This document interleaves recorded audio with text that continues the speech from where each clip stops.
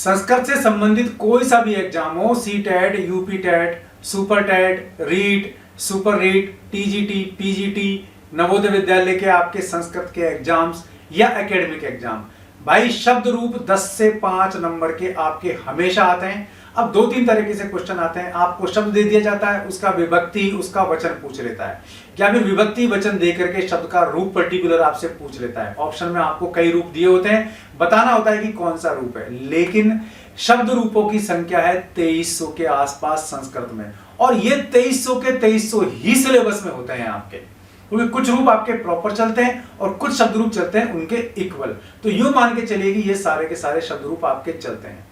अब इनको पहचाने कैसे, या फिर ये कैसे पकड़ करें कि सही ऑप्शन कौन सा होगा, तो इस वीडियो को देखने के बाद ये मैं गारंटी लेता हूं कि शब्द रूप संबंधित आपका कोई भी क्वेश्चन आगे आने वाले सी टेट में, यूपी टेट में, रीट में, सुपर रीट में, सुपर टेट में, टीजीटी में, पीजीटी में, संस्कृत के किसी भी कंपटीशन एग्जाम में या संस्कृत के किसी भी एकेडमिक एग्जाम में गलत नहीं होगा, चाहे आप स्कूल लेवल पे हो, चाहे आप कॉलेज लेवल पे हो, और चाहे आप कंपटीशन लेवल पे हो।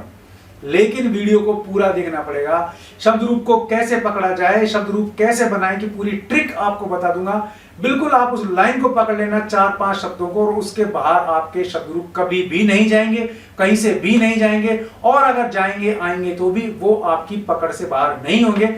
आपके सवाल 100% सही होंगे। बस थोड़ा सा दिमाग लगा करके इस वीडियो को भी देखना है।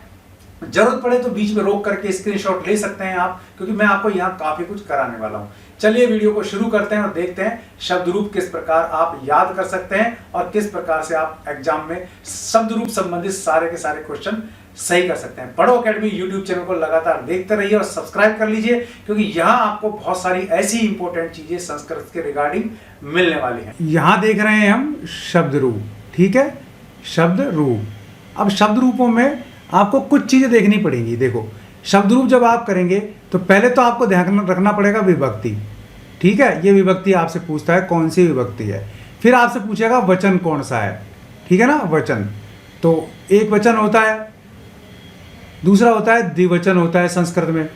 हिंदी में तो एक वचन और बहुवचन ही होता है, और संस्कृत में एक वचन, द्विवचन और बहुवचन 3 वचन होते हैं। क्लियर है। अब आपको शब्द रूप 3 तरीके से मिलेंगे। पहले तो आपको मिलेंगे शब्द रूप पुल्लिंग वाले, फिर मिलेंगे आपको स्त्रीलिंग वाले, फिर मिलेंगे आपको नपुंसकलिंग वाले। लेकिन कुछ रूप ऐसे होते हैं जो तीनों लिंगों में चलते हैं, तीनों लिंगों में चलते हैं। चलिए, अब इसके अलावा हम और चीज देखें बारीकी से, तो संस्कृत में एक चीज होती है, या तो आपके शब्द रूप होंगे इकारांत, जिसमें आपके ई, उ है ना, ए, आ, और आपके इसके अलावा री, और फिर हलंत। तो या तो होंगे आपके इकारांत जिसमें आपके ई आ जाएगा, या होंगे आपके उकारांत या उ आएगा जिसके अंत में उ होता है, जैसे गुरु, वधु, धेनु। इकारांत जैसे हरि, सखी, पति। आ जैसे कि राम, रमा, है ना। ऋकारांत जैसे कि कर्तरी, पितरी। हलंत जैसे कि भूभृत, चंद्रमस, इस तरीके से। लेकिन हम आज जो बात करेंगे केवल और केवल बात करेंगे पुल्लिंग शब्द रूपों पर। तो हम पुल्लिंग के ही बात करेंगे। अब पुल्लिंग में हम बात करेंगे, थोड़ा सा हम नीचे आ जाते हैं, और ये मैंने एक ट्रिक टेबल बनाई है आपको। ये टेबल आपको पुल्लिंग शब्द के तृतीया से सप्तमी तक के एक वचन बनाने के सरल नियम बता देगी आपको। तो एक तो आपको बहुवचन बहुत आसानी से याद हो जाएंगे, दूसरा द्विवचन आसानी से याद हो जाएगा। क्लियर है। तो सबसे पहली बात तो क्या ध्यान रखनी है, हम केवल और केवल पुल्लिंग शब्द रूपों की बात कर रहे हैं। किसकी कर रहे हैं, पुल्लिंग शब्द रूपों की बात कर रहे हैं। अब इकारांत की बात करें पुल्लिंग में, तो यहां हम बात करेंगे सखी शब्द की, है ना, पति की, और आपके हरि की। अब है तो बहुत सारे इकारांत, लेकिन हम केवल पुल्लिंग की बात कर रहे हैं, ध्यान रखना। फिर उकारांत की बात करेंगे, तो उकारांत में बात करेंगे हम गुरु की।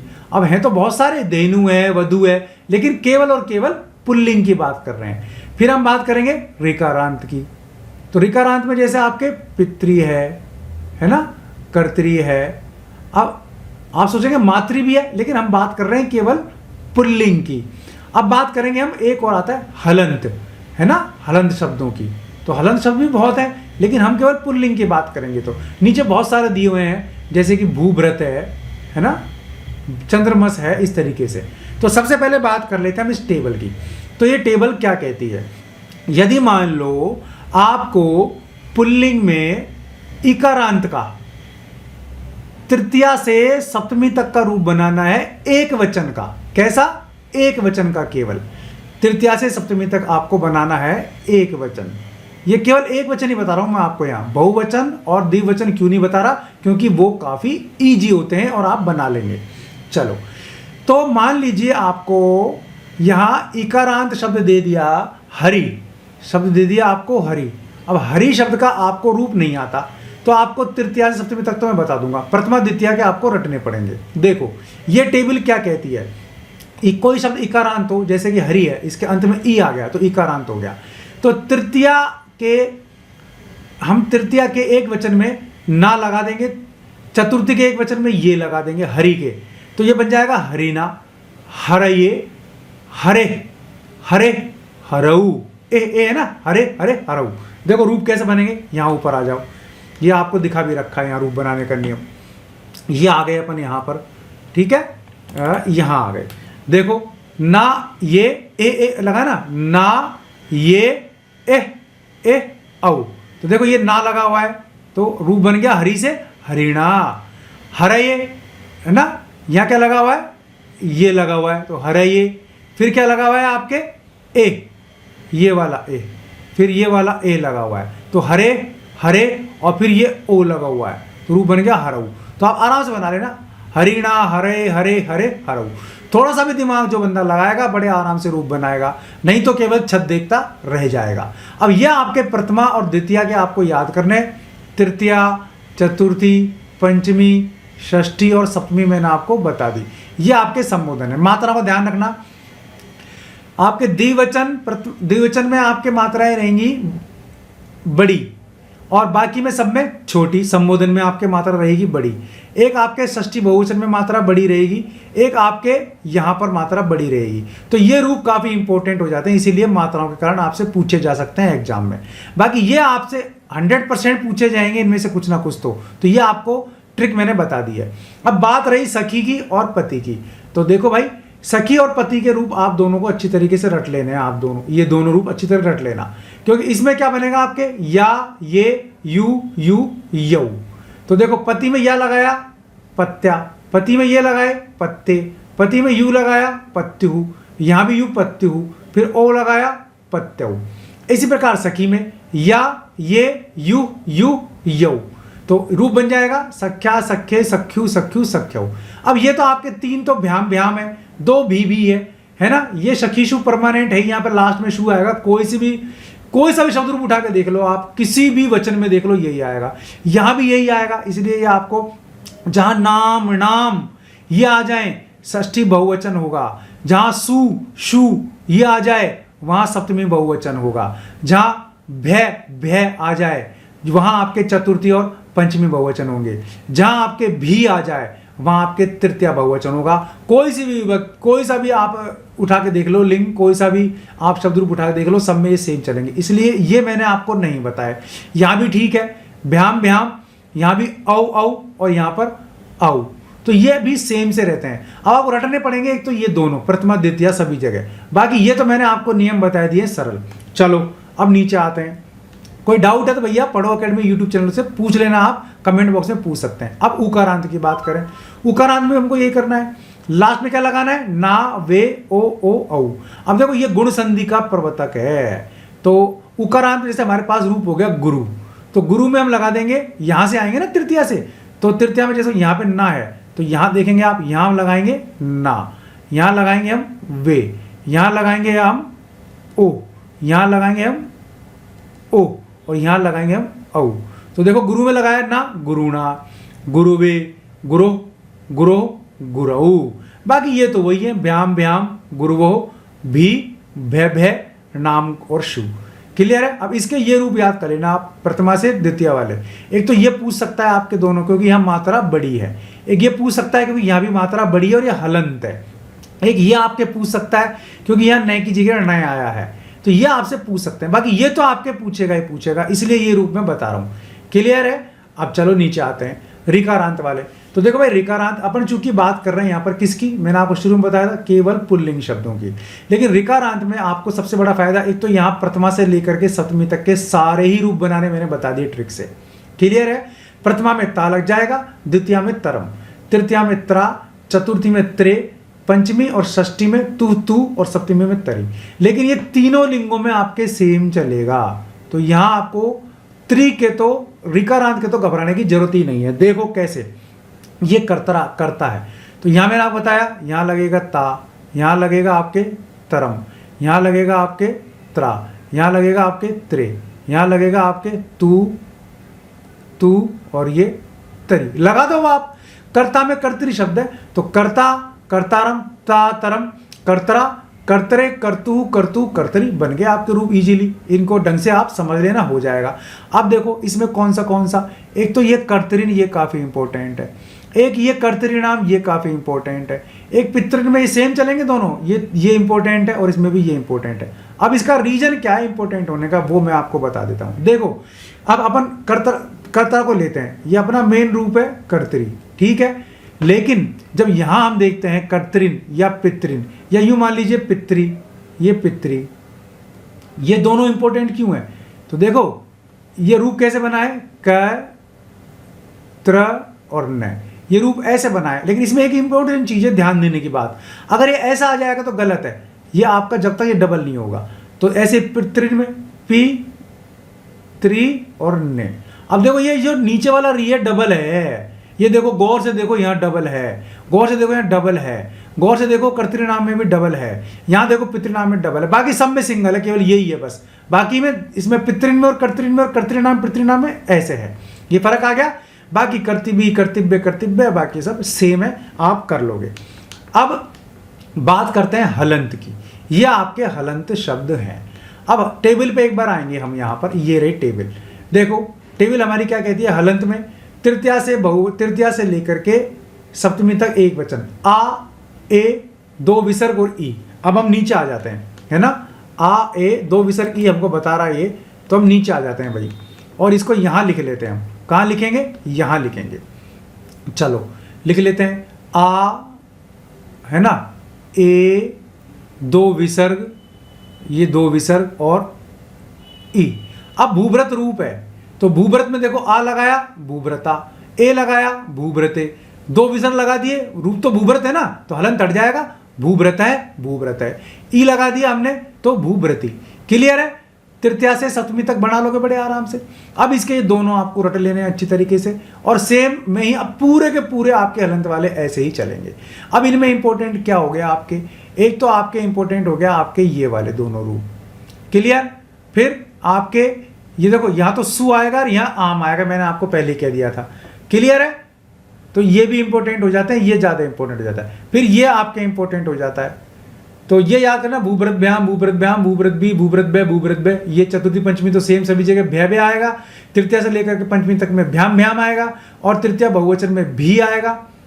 ये अमूमन सभी में सेम चलते हैं। अब आप कोई सा भी उठा के देख लो, करी में देख लो आप, वही वाली बात है ना, आ, ए, अह, ई, है ना, करीणा, करीणे, करीणे है, करीणे है, करीणी। देख लो वही, आ, ए, अह, ई, आत्मना, आत्मने, आत्मने, आत्मने, आत्मने। कोई सा भी उठा के देख लो आप, सेम का सेम ही आपका बनेगा। चंद्रमा में वही, आ, ए, अह, ई, चंद्रमसा, चंद्रमसे, चंद्रमसे, चंद्रमसी। अब इसमें आप अपने रूप देखते जाओ। चंद्रमस्सु देखो, ये इंपॉर्टेंट रूप है, क्योंकि इसमें चंद्र मसु की जगह क्या आया है, चंद्र में आधा से और सु, है ना, यहां पर एक बार आधा से और बीच में आ गया, इसलिए इंपॉर्टेंट है चंद्रमस्सु। ठीक है, बाकी चंद्रमसाम तो सेम है, चंद्रोभ्य, चंद्रमोभ्य, है ना, चंद्रमोभी। तो चंद्रमा का है तो चूंकि, तो उसमें भी और भय भय उसी प्रकार लगेंगे। युवा भी ऐसे ही है, देखो, आ, ए, दो विसर्ग और ई, तो यूना, यूने, यूने है, यून है, यूनी। बाकी वही युवाभ्याम। देखो युवन में और युवा में बहुत फर्क है, तो यहां कंफ्यूज मत हो जाना। आपसे पूछेगा युवाभ्याम है सही है कि युवभ्यम सही है, तो युवभ्याम सही है आपका। ठीक है ना, फर्क मात्रा का आ जाएगा। एक तो आपके ये आ जाएगा युवाभ्याम, और एक आपके आ जाएगा युवभ्याम। तो भाई ये सही है युवभ्याम वाला, यहां ध्यान रखना दो मात्रा नहीं है, एक मात्रा है, ये आपको ध्यान रखने पड़ेंगे। फिर यून है, ये इंपॉर्टेंट है इसका, युवानव ये तो आपको पता लग जाएगा। फिर युवसु, देखो यहाँ वही सु और यहाँ वही आम, तो ये सभी में वही है, यहाँ नाम यहाँ सु। ये संस्कृत जब आप पढ़ेंगे प्रैक्टिस में आपके आएगा तो आपको क्लियर हो जाएगा। तो अब समझ में आया आपको, यहाँ मैंने क्या क्या बताया आपको। एक तो मैंने आपको बताया यहाँ पर पुल्लिंग के बारे में, ठीक है ना, केवल पुल्लिंग के बताए हैं आज। क्या बताए हैं? केवल और केवल पुल्लिंग के बताए हैं। दूसरे तृतीया से सप्तमी तक बताए हैं। क्लियर है? अब अगले में हम बताएंगे किसमें, स्त्रीलिंग में बताएंगे अगले में, और वही तृतीया से सप्तमी तक बताएंगे। तो ये रूप अगर आपको आ गए तो आपका 50% पेपर के सवाल सही होंगे, ये गारंटी है, गलत नहीं हो सकते। फिर भी कोई डाउट है तो पढ़ो एकेडमी यूट्यूब चैनल आप ही का है, जितना पूछेंगे उतना आप मंझेंगे और उतना ही आपको समझ में आएगा। संस्कृत एक भाषा है, भाषा अभ्यास से ही जन्म लेती है, अभ्यास से ही सुदृढ़ होती है, तो इसमें आपको घबराना नहीं है। सखी और पति के रूप आपको अच्छी तरीके से रट लेने हैं, यह आपको ध्यान रखना है। क्लियर है? और दोनों के दोनों रूप सखी, और देखो सखी पति में इंपॉर्टेंट चीज बता दूं आपको, आप खुद देखो, ये आपके पास केवल ये अलग अलग है यहाँ पर, ठीक है ना। सखा, सखायो, सखाय, सखायम, सखायो, सखीन। यहाँ पति पति पतय है, पतिम पति पति। अब देखो आप, ये आपके सेम है, सख्या की जगह यहाँ पत्या बना हुआ है। क्लियर? और यहां से तृतीया से लेकर के सप्तमी तक आपके बिल्कुल सेम है सखी और पति के, बस शब्द अलग अलग हैं। यहां सख्या है तो वहां पत्या है, सख्य है तो पत्य है, सख्यु है तो पत्यु है, सख्यु है तो पत्यु है, सख्य है तो पत्य हुए, बाकी वही है। सखीभ्याम पतिभ्याम, सखीभ्याम पतिभ्याम, सखीभ्याम पतिभ्याम, सख्यो पत्यो, सख्यो पत्यो, सखीनाम पतिनाम, सखीषु पतिषु, सखीभ्य पतिभ्य, सखीभ्य पतिभ्य, सखी भी पति भी। अब ये अलग अलग हैं आपके। तो पति में ध्यान रखना, ये इंपॉर्टेंट है। रीजन क्या? इसमें बड़ी मात्रा है। तो देखो पति दोनों सेम रूप बन रहे हैं आपके, तो पति अगर आपके आ जाए, पूछे कौन सा है, तो भाई बहुवचन ही होगा आपके, प्रथमा का भी हो सकता है, द्वितीय का भी हो सकता है। क्लियर है? दोनों सेम रूप बन रहे हैं। पतिन में भी आपके बड़ी मात्रा है, तो मात्राओं का बड़ा महत्व है, पति नाम में बड़ा महत्व है। तो ये आपको ध्यान रखना है। संस्कृत में जो इंपॉर्टेंट चीज है वो क्या है आपके, एक तो आपको लिंग ध्यान रखना होता है, कौन सा लिंग है, ठीक है, लिंग। दूसरा आपके मात्रा, बड़ी है कि छोटी है। क्लियर? तीसरा आपके हलंत, ये सही जगह लगा होना चाहिए, नहीं तो कट हो जाएगी। चौथी आपकी बिंदी, कहाँ तो बिंदी आती है, कहाँ हलंत आता है और कहाँ में आता है। ये सब चीजें आपको ध्यान रखनी है। सब सिखा दूंगा अगर आप लगातार मेरे साथ बने रहेंगे तो, नहीं तो मामला ठन ठन गोपाल और रिजल्ट आपका जय श्री राम हो जाना है। क्लियर है? और सिलेक्शन होना है तो आपको जुड़े रहना पड़ेगा पढ़ो एकेडमी यूट्यूब चैनल से। आज का समझ में आया तो ठीक है, फिर हम आगे बढ़ेंगे। उम्मीद है संस्कृत के शब्द रूपों की ये जो प्रथम पंक्ति है, यानी कि आपका शब्द रूप में ये जो फर्स्ट लाइन है, प्रथमा से तृतीया से लेकर के सप्तमी तक का एक वचन रूप आप बनाना सीख गए, तो आप बहुवचन और द्विवचन, यानी कि द्विवचन और बहुवचन में आपको दिक्कत नहीं आएगी, क्योंकि उसमें करीब करीब सेम से चलते हैं। ये ट्रिक आपको समझ में आ गई। अब आपका शब्द रूप संबंधी सवाल कोई सा भी गलत नहीं होगा। आगे आने वाले वीडियोस में मैं आपको बताऊंगा इससे आगे की कड़ी। तो लगातार बने रहिए मेरे साथ YouTube चैनल पढ़ो एकेडमी पर, और सब्सक्राइब कर लीजिए, बेल आइकन दबा लीजिए, ताकि आपको नोटिफिकेशंस भी मिलते रहें और संस्कृत सीखने में आपको काफी आसानी हो। आप किसी भी लैंग्वेज के हो, किसी भी भाषी राज्य से हो, लेकिन संस्कृत अगर आप सीख जाएंगे तो आपको ये चैनल काफी इंपॉर्टेंट साबित होगा। वीडियो को लाइक कर दीजिए, चैनल को सब्सक्राइब कर लीजिए, बेल आइकन दबा लीजिए, ताकि आपको वीडियोस के नोटिफिकेशन भी मिलते रहें। आज के लिए इस वीडियो में बस इतना ही। ऐसे किसी यूजफुल में फिर मिलूंगा, तब तक के लिए नमस्कार।